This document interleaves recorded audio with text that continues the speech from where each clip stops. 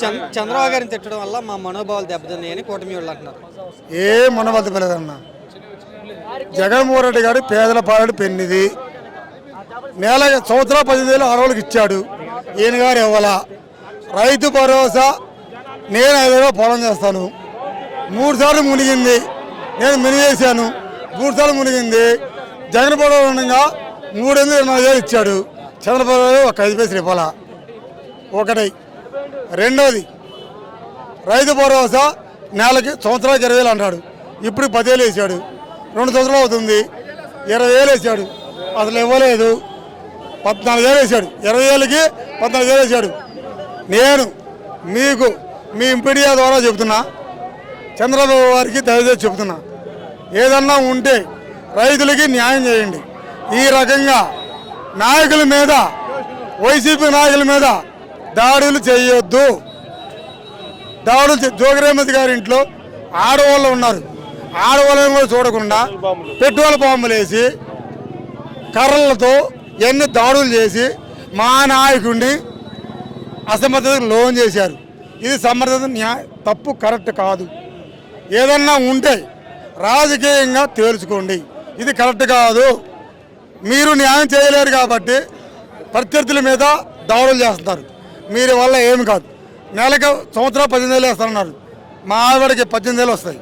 2 సంవత్సరాలు 18,000, 30,000 పోయినాయి. నాకు 54 సంవత్సరాలు, 55 సంవత్సరాలకి పింఛన్ అన్నారు. ఇప్పుడు ఇవ్వలేదు. నా మనవరాలు చదువుతుంది. అమ్మఒడి అన్నారు. ఇప్పుడు వేయలేదు. ఇదంతా అబోధ కల్పన. ఇదంతా రాక్షస పాలన. ప్రత్యర్థుల నాయకుల్లో దాడులు చేయటం. తల్లికి వందనం అన్నారు.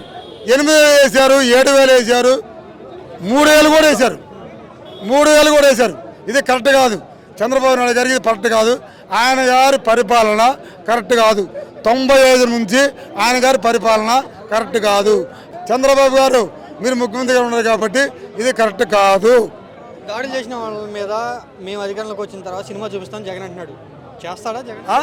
సినిమా మాత్రం పక్కా.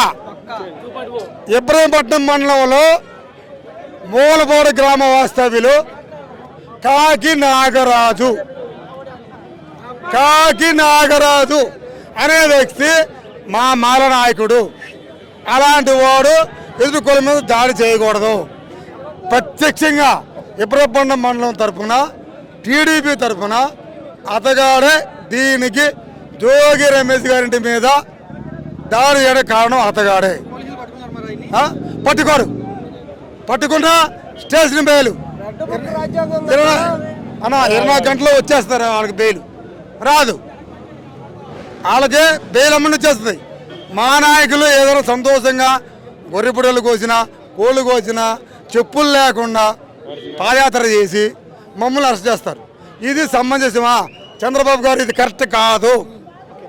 2029లో ఇంకొక విధంగా ఉంది అంటే తర్వాత మీ నాయకులు మీరు కాపాడుకోలేరు. మేము అసహనం కోల్పోతాం. ఇది మాత్రం పక్కా.